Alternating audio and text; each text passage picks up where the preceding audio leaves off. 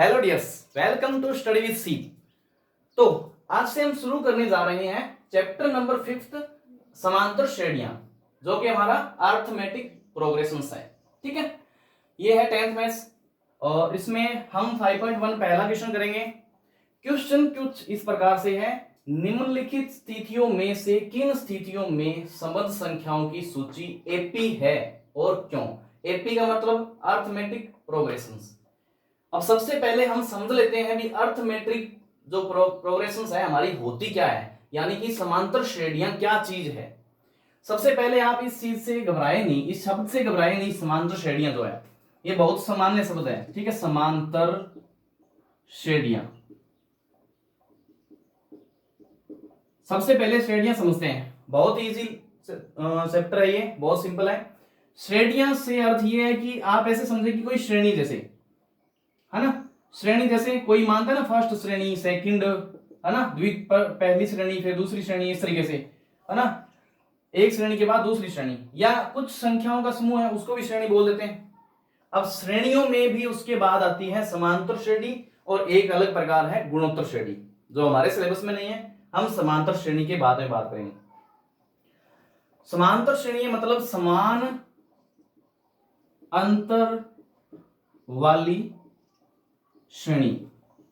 अब कोई भी श्रेणी है या श्रेणी है, एक ही चीज है। ठीक है, देखो 5, 7, 15, 18, 25, 50, ये ऐसे श्रेणी बन गई। कोई भी, ये कोई भी श्रेणी है, इससे फर्क नहीं पड़ता कौन सी श्रेणी है, लेकिन श्रेणी जरूर है, संख्याओं का समूह है, श्रेणी है। ठीक है, लेकिन जब हम बात करेंगे समांतर श्रेणी की, समांतर श्रेणी की यानी कि समान अंतर वाली श्रेणी की, उसका अर्थ है कि जो दो पद है, लगातार दो पद, उनके बीच में जितना अंतर है उतना ही अंतर अगले दो पद, ये वाले कोई से भी, सबके बीच में अंतर समान है। जैसे कि अपन बात करते हैं 1, 2, 3, 4, 5, आगे जैसे चलता रहता गिनती है ये, तो पहले और दूसरे के बीच में अंतर कितना है, दूसरा बड़े वाला है, दूसरे में से पहला घटाते हैं, 2 में से 1 गया, 1 बचा, इसका अंतर ये। फिर दूसरे और तीसरे में अंतर, 3 में से 1 गया, 2 बचा, है ना, सॉरी 3 में से 2 गया, क्योंकि 3 में से 2 जाना चाहिए यहां से। तीसरे में से दूसरा घटाना है, तो 3 में से 2 गया, 1 बचा। फिर चौथे में से तीसरा घटाएंगे, चौथे में से तीसरा घटाया, 1। इस तरीके से इनका अंतर जो आया वो एक जैसा आया, अर्थात ये जो हमारे पास श्रेणी बनी, ये जो श्रेणी बनी, ये एक समांतर श्रेणी है और ये इसी प्रकार की होती है। अब और देख लेते हैं, सम संख्याओं का समूह है, 2, 4, 6, 8 और 10, ऐसे आगे चलती जाती है। दो जो भी अंक है हमारे लगातार अंक, उनके बीच में अंतर बराबर होना चाहिए। देखो 4 में से 2 गया, 2, 6 में से 4 गया, 2, 8 में से 6 गए, 2। इस प्रकार से अंतर जो आ रहा है वो बराबर आ रहा है, और जो अंतर बराबर आ रहे हैं इनको हम यहां पर सार्वंतर और बोलते हैं। ठीक है, सार्वंतर बोलते हैं। और विशेष बात है, पहला पद हमारा, पहला प्रथम पद हो गया, उसके बाद ये द्वितीय, तृतीय, इस तरीके से पद बनते हैं। अगर इनको अलग से नाम दे दिया जाए व्यापक रूप से, कि इसको बोल दिया जाए पहले पद को ए, मर्जी आपकी है, ए रखते हैं, कैकुत्तर रख दें, यहाँ पे कोई फर्क नहीं पड़ता, अपना एबा भी रख सकते हैं, लेकिन अभी थोड़ी बहुत चीजें इस तरीके से इजी रहती है, एक्स मानने से या ए बी सी डी मानने से, तो ए रखते हैं। तो इसको क्या रखें, बी रखें, इस तरीके से तो अंत में जाएगी तो ए बी सी डी तो खत्म हो जाएगी, इसलिए हम क्या रखते हैं, A1 रखते हैं इसको, पहला पद A1, फिर दूसरा पद A2, तीसरा पद A3। सिंपल है, कोई दिक्कत नहीं है, ये नॉर्मल नाम है इसके। और ऐसे ऐसे जाते जाते 3, 4, 5, 6 AN तक जाएगी, मतलब AN वहां पद इस तरीके से बनेगा। कोई भी nवां पद 25वां पद तो A25 हो जाएगा, इस तरीके से इसके 25 पद हो जाएंगे, या और जितने भी समांतर श्रेणी। समांतर श्रेणी अनंत तक जा सकती है, वो उतने अंतर के बाद चलती रहती है। ठीक है, बहुत इजी है। अब बात आती है सार्वंतर, ये हमारा इस तरीके से लिखते हैं, जैसे 2, 2, 2, 1 जैसे आगे, इसको डी से लिखते हैं, डिफरेंस होता है जो डी, पहला पद ए, सार्वंतर डी। ठीक है, और इसके बाद अपन, और ये nवां पद an। अब बात करते हैं क्वेश्चन पे। ठीक है, क्वेश्चन बहुत सरल है, क्वेश्चन ये कह रहा है कि आपको बतानी है कि ये एपी है कि नहीं है। तो एपी से आप परेशान मत होना, अब बार बार आपको एपी सुननी पड़ेगी। निम्नलिखित स्थितियों में से किन स्थितियों में संबंध संख्याओं की सूची बनेगी, और वही होती है समांतर श्रेणी या श्रेणी होती है संख्याओं की सूची। लेकिन अब समांतर श्रेणी है कि नहीं है वो पता करेंगे, है ना। एपी मतलब अर्थमेटिक प्रोग्रेशंस, और क्यों है या है तो बताओ क्यों है वो अपन बता देंगे बाद इसके अंदर। सबसे पहला प्रश्न देखा है हमें, प्रत्येक किलोमीटर के बाद का टैक्सी का किराया।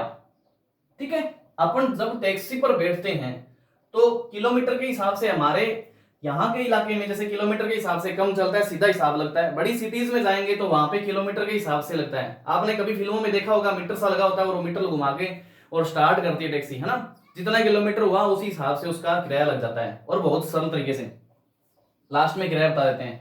उसी तरीके से टैक्सी का किराया, जबकि प्रथम किलोमीटर के लिए किराया 15 रुपए है। देखो पहले किलोमीटर के लिए अगर आप 1 किलोमीटर ही जा रहे हैं तो फिक्स्ड है भी 15 रुपए तो लगने ही है किसी हाल में।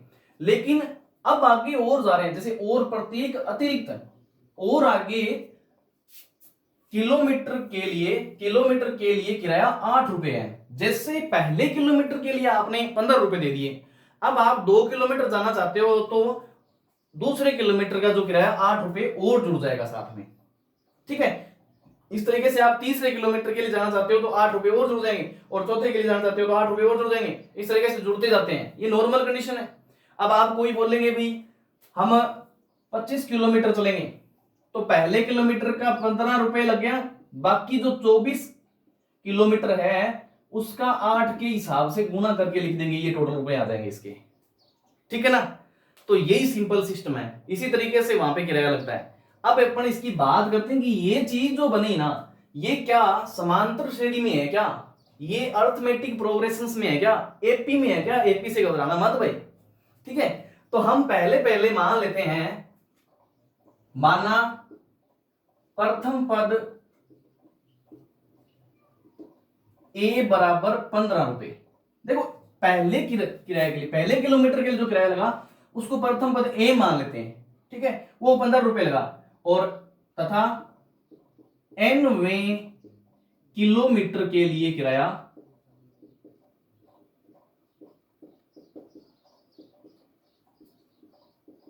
an। सिंपल है, कोई प्रॉब्लम नहीं। an मैंने बात बताई थी अभी जस्ट, भी जो अंतिम होता है या एन एनवा कोई भी पद भी 25 किलोमीटर है 50 किलोमीटर है हमें फर्क नहीं पड़ता, लेकिन एक बार एन बता दें वैसे सिंपल है वो। अब बात ये आती है कि प्रथम किलोमीटर तो ए तो आपके सामने ये है, या A1 मानो तो ये सिंपल 15 रुपए आ गए। ठीक है, या सिंपल सिर्फ 15 लिख देते हैं। A1 पहला पद, हमें समांतर श्रेणी पता करनी है, इसके लिए हम मैथ के तरीके से चलेंगे। तो उसमें पहला पद बना लिया 15।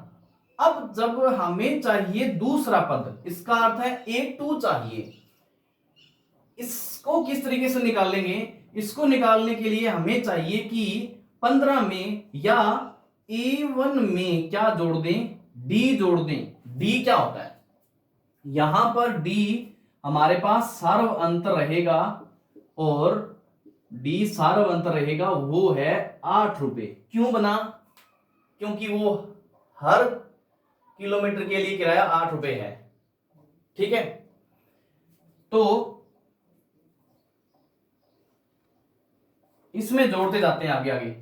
जैसे दूसरे किलोमीटर का किराया A2 में कितना बन जाएगा, 15 प्लस 8 कितना हो गया, 23 रुपए बन गया दूसरा किराया।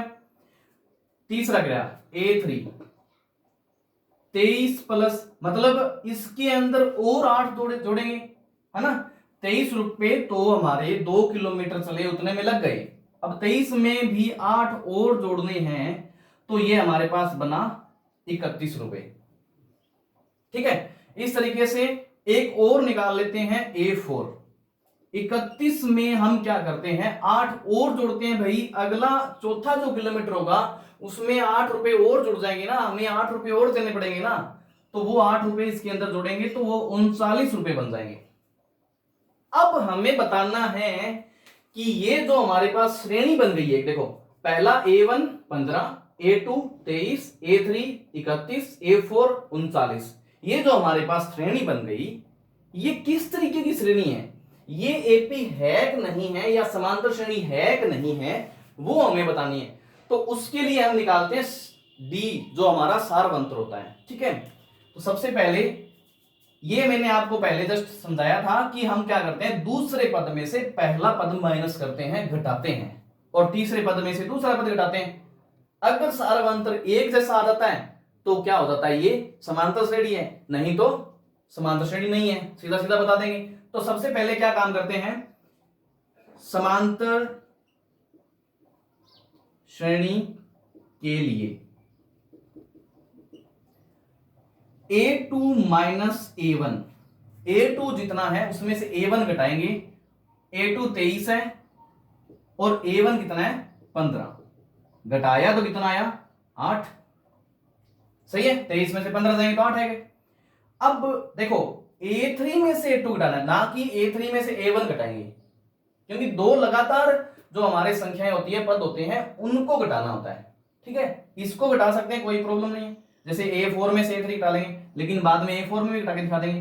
A3 में से A2 घटाना है, कितना A3 31, A2 कितना 23, 31 में से 23 जाएंगे तो कितने 8 आ रहे हैं। नेक्स्ट A4 में से A3 घटा देते हैं, लगातार घटाने, कहीं A4 में से A1 घटाएंगे तो नया ही आएगा, और फिर हम कहेंगे नहीं भी ये तो सारा एक जैसा नहीं आया, तो फिर बात भी नहीं बनेगी। A4 कितना है हमारे पास 39, और A3 कितना है हमारे पास 31, 39 में से 31 जाएंगे तो 8 आ रहा है। इस तरीके से हमारे पास 8 8 और 8, जब तीनों ही अंतर एक जैसे आ जाएं तो ये होता है सारवंतर। क्या होता है, सारवंतर, डी बोलते हैं इसको, जो कि 8 आ रहा है, जो बराबर आ जाए तो वो होती है एपी। अतः यहां लिख देंगे यह एक समांतर श्रेणी है। ठीक है, इतना इजी प्रश्न है, तो विद्यार्थियों मैं इस क्वेश्चन को मिटा देता हूं और हम करते हैं नेक्स्ट क्वेश्चन। ठीक है,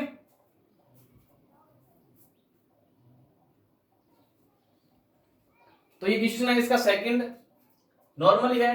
पहले मैं नॉर्मल क्वेश्चन पढ़ लेता हूं, जैसे निम्नलिखित स्थितियों में से किन स्थितियों में संबंध संख्याओं की सूची एपी है और क्यों, बताना है कि समांतर श्रेणी कौन सी है और क्यों है।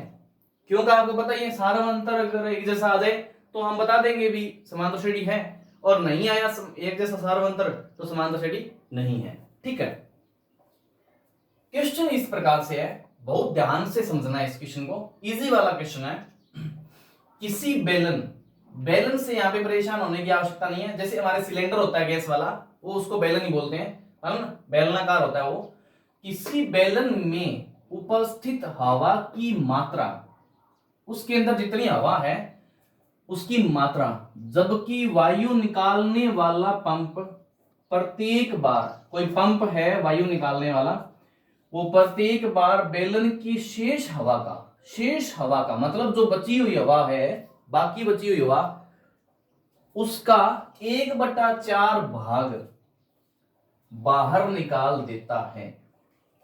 मान लेते हैं कि पहले हवा कितनी थी A, या मतलब हवा तो पहला पद A मानते हैं और वो X मान लेते हैं, टोटल हवा X है ना, ऐसे मानते हैं ना X है, इस कमरे में पूरी हवा कितनी है X, उसमें से एक बार में से ऐसे बाहर निकाल रहे हैं हवा, किस चीज से, जो हमारा कंप्रेसिव ये पंप होता है ना, खींचने वाला, हवा खींचने वाला, उससे हवा खींच रहे हैं, बाहर निकाल रहे हैं, वो एक बार में पूरी हवा का 1/4 बाहर निकाल रहे हैं। जब उसने एक बार में पूरी हवा, मान लेते हैं X का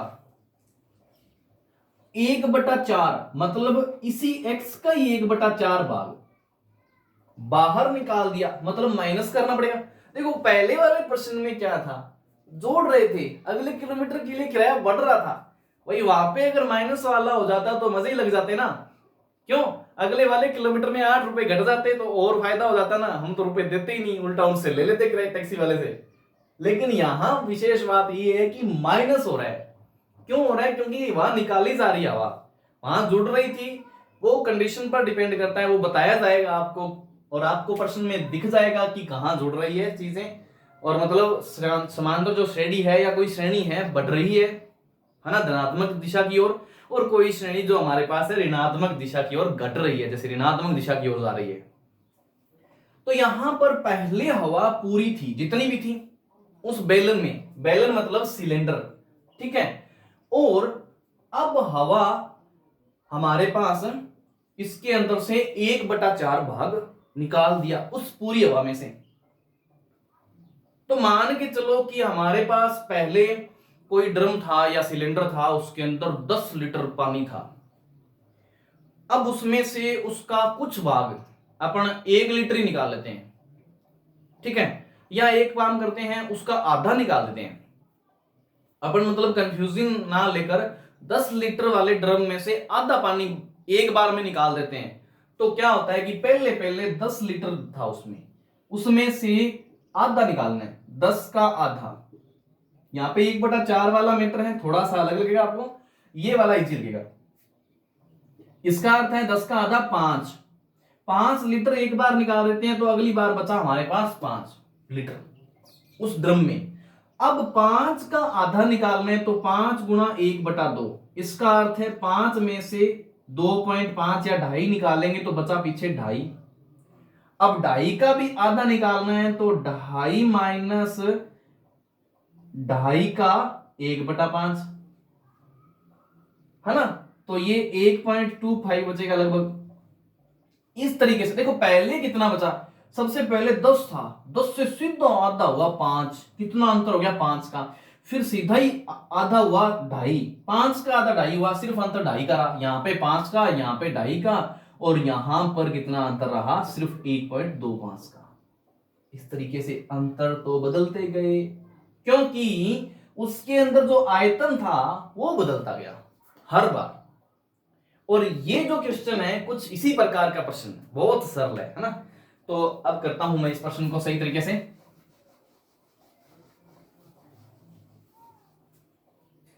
तो सबसे पहले मान लेते हैं, माना बेलन में हवा की कुल मात्रा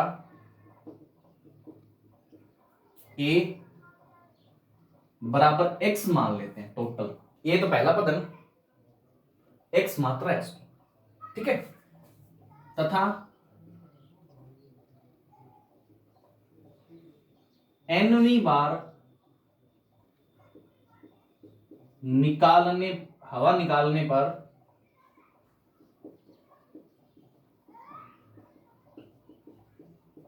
बाकी हवा, भी देखो nवीं बार निकाल लेंगे तो बाकी जो हवा बचेगी वो an बचेगी, ठीक है। अब बात स्टार्ट करते हैं। देखो पहले पहले x है, तो प्रश्नानुसार लिख लेता हूं, पहले हमारे पास x है A1, सिंपल है। A2 जो बनेगा, क्योंकि अब हवा निकाली जा रही है, पहले बेलन में इतनी हवा थी, अब जब निकालेंगे तो इस x का जितनी हवा उस बेलन के अंदर है, उस हवा का ही कितना भाग निकालेंगे, 1/4। देखो 1/4 इस हवा का, पहले मैंने 10 लीटर पानी लिया था, उस 10 लीटर को उसका 1/2 भाग ले रहा था, आधा ले रहा था। उसी तरीके से मैंने आपको समझाने के लिए लिया था उदाहरण।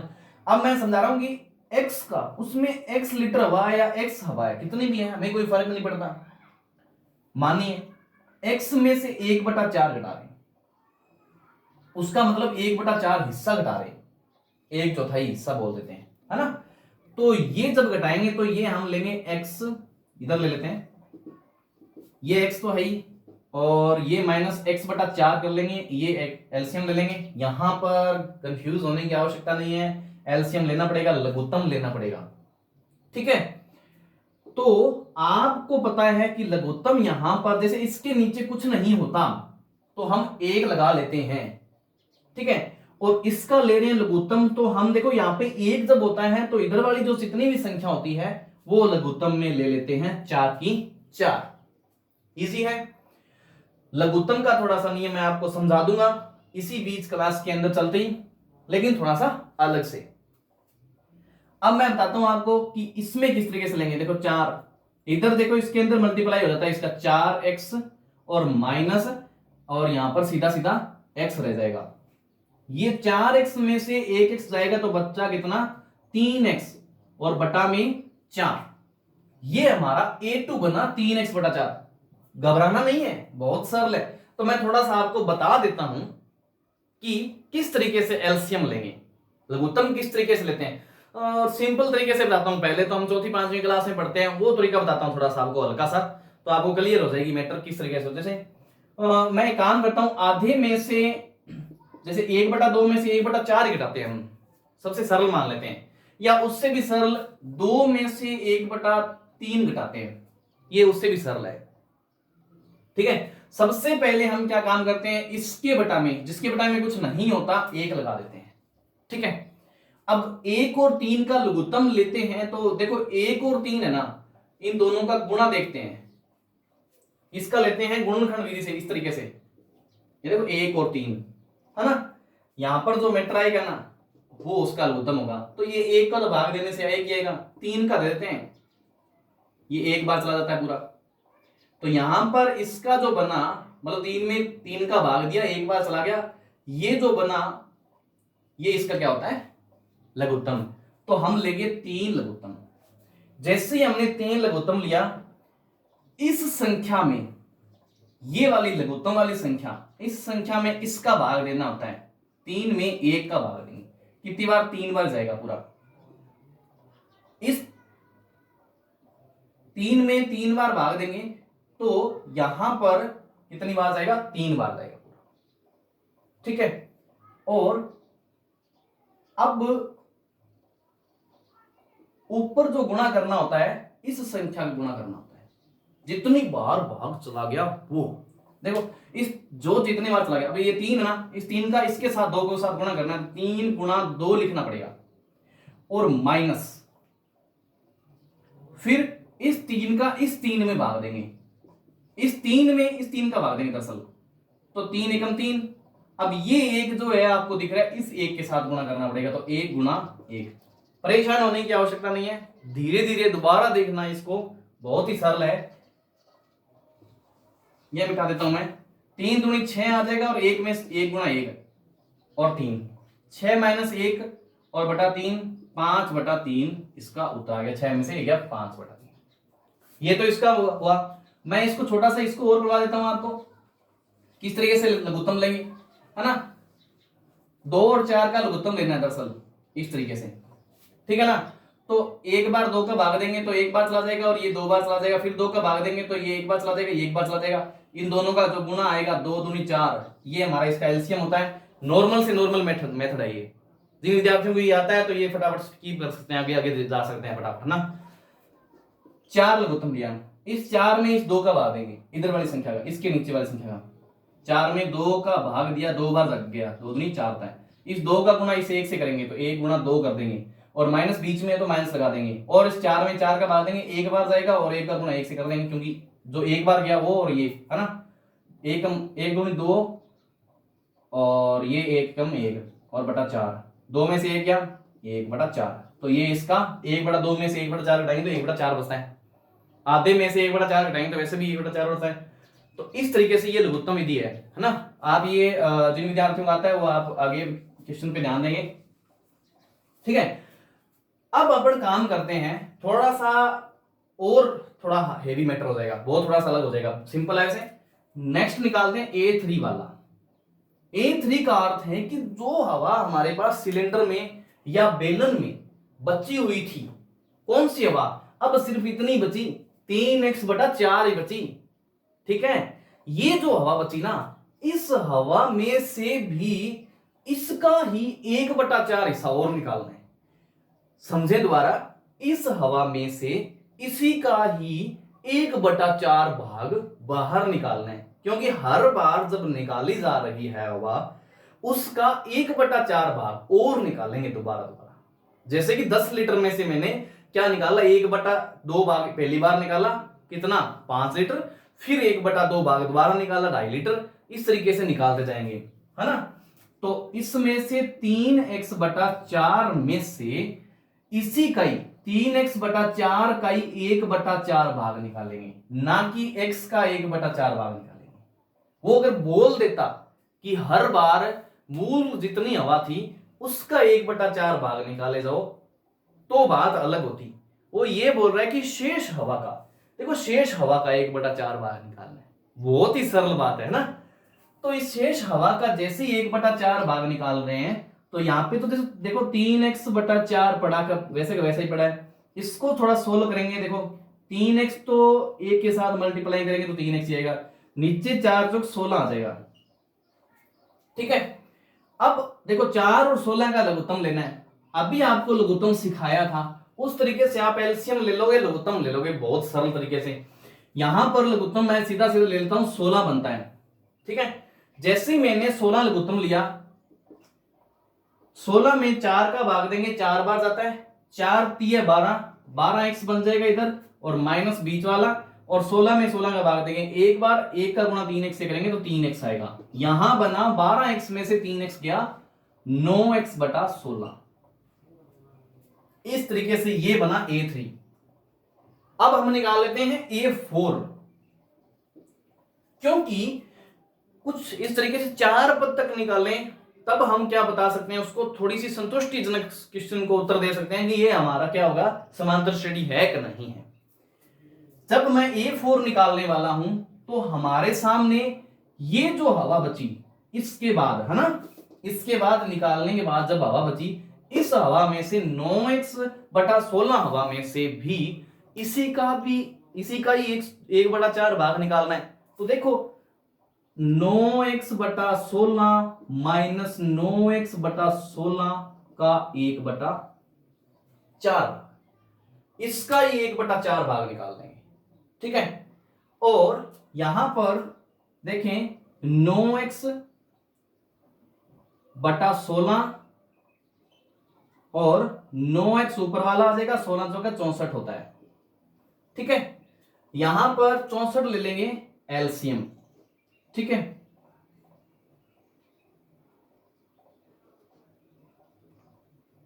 चौसठ ले लेंगे एलसीएम, और सबसे पहले जैसे ही 64 को एलसीएम लिया हमने, तो जैसे ही हमने 64 लिया, नॉर्मल है कोई प्रॉब्लम नहीं है, 64 में 16 का डिवाइड करेंगे, 64 में 16 का डिवाइड करेंगे कितनी बार जाएगा, कोई 4 बार जाएगा, है ना।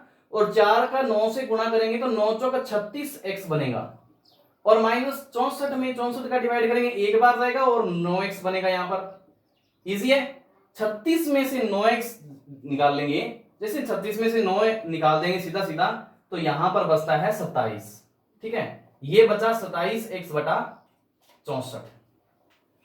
इस तरीके से ये देखो 4 पद आ गए। अब हमें क्या करना है, इसका निकालना है अंतर, ठीक है। समांतर श्रेणी के लिए ये है समांतर श्रेणी के लिए, जैसे कि हमने पहले प्रश्न में किया था कि दूसरे वाले पद में से पहला वाला पद या दूसरे वाली संख्या में से पहली वाली संख्या घटा देंगे, और तीसरे वाले में से दूसरे वाले घटा देंगे, चौथे वाले में से तीसरे घटा देंगे, तो हमें पता चल जाएगा कि इसका कितना अंतर आता है। या एक जैसा अगर अंतर आ गया तो उसको सार्व अंतर बोलते हैं, और वो होता है डी, और वो अगर एक जैसा आता है तो ये हमारी समांतर श्रेणी होती है। तो सबसे पहले A2 माइनस A1 कर देते हैं।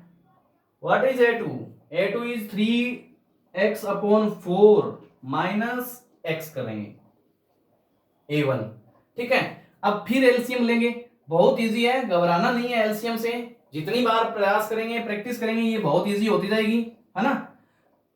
सुना नहीं है आपने कभी कभी, करत करत अभ्यास के जड़मति होत सुजान, है ना। बार बार प्रयास करने से मूर्ख भी विद्वान बन जाता है, ठीक है। इसी तरीके से 4 इसका लघुत्तम लिया और 3x माइनस यहां से 4x आ जाएगा, ये बना देखो 3x में से 4x जाएंगे तो ये माइनस का x बटा 4 बनेगा। देखो 3x में से 4x जाएंगे तो 1x बचेगा और बटा में 4 वही। इस तरीके से पहला अंतर तो ये आया। फिर a3 माइनस a2 कर देंगे। a3 कितना 9x बटा 16, 9x बटा 16 और a2 कितना 3x बटा 4। सिंपल है, 16 लघुत्तम ले लेंगे दोनों में से। 16 जैसे ही लघुत्तम लिया तो इधर इसके साथ तो 9 का 16 का मल्टीप्लाई होगा ना, नहीं कुछ भी, क्योंकि 16 के में अंदर 16 में भाग देंगे तो एक बार जाएगा और एक का 9 से 9x आ जाएगा। लेकिन यहां पर 16 में 4 का डिवाइड करेंगे तो 4 बार जाएगा और इसके साथ गुणा कर देंगे 4 के 12 आ जाएगा। ये लघुत्तम लिया है यहाँ पर नॉर्मल सा, जो कि आप वहां पे लघुत्तम जब मैंने समझाया था वो आप बार बार देखना, 2-3 बार वीडियो, अपने आप समझ में आ जाएगी। और जिन विद्यार्थियों को ये समझ में आ रहा है वो अपने आप समझ रहे हैं, कोई दिक्कत नहीं है। 9x में से 12x निकाल देंगे तो कितना बचता है यहाँ पर 3x, और वो भी माइनस का 3, क्योंकि माइनस की संख्या बड़ी है ना, और ये बटा में 16। नेक्स्ट देखो देखो, पहले वाला माइनस का 1 बटा 4 आया, मतलब x बटा 4 आया। अब की माइनस का 3x बटा 16 आया, बराबर नहीं है। तो चेहरे की मुस्कान बता रही है आपकी कि ये समांतर श्रेणी नहीं है। मजा आ गया। लेकिन अगली बार और निकालेंगे, एक और निकालेंगे, a4 माइनस a3। a4 कितना है 27x बटा 64 माइनस क्या करना है a3 वाला करना है, कहीं ऊपर वाला नहीं कर लेंगे, उत्तर गलत हो जाएगा। 9x बटा 16। देखो 64 में 16 और ये एलसीएम लेंगे तो 64 आता है। 27 में कोई मल्टीप्लाई करना नहीं है, इसके साथ 4 का मल्टीप्लाई करना पड़ेगा, 9 चौक 36 आ जाएगा और यहां से बचेगा कितना 9x ही बचेगा, माइनस का 9x बटा 64। देखो सारा अंतर बराबर नहीं आ रहा है ना, तो यहां पर अंतर बराबर नहीं है, अतः यह एक समांतर श्रेणी नहीं है। यह हुआ इसका आंसर। देखो बहुत ही सरल प्रश्न है, लेकिन हमें लगता है एक्स एक्स एक्स कहीं घुस गए, पता नहीं किसी दुनिया में चले गए। घबराने की आवश्यकता नहीं है, धीरे धीरे धैर्य से इस प्रश्न को दोबारा देखेंगे ना तो ये बहुत इजी वाला प्रश्न है। इसके अगले 2 प्रश्न जो है ना, तीसरा और चौथा, वो मैं आपको कल करवाने वाला हूं। और आपको अगर ये क्वेश्चन समझ में आए तो उन दोनों क्वेश्चनों को भी करने का प्रयास करना, फिर वो वीडियो देखना कि आपने किस तरीके से किए और उसमें किस तरीके से करवाए गए हैं। ठीक है, और कमेंट में बताएं कि क्वेश्चन में कहां कुछ अच्छा लगा, कहां बुरा लगा, क्या समस्या आई है ना। मेहनत करेंगे। ठीक है, धन्यवाद।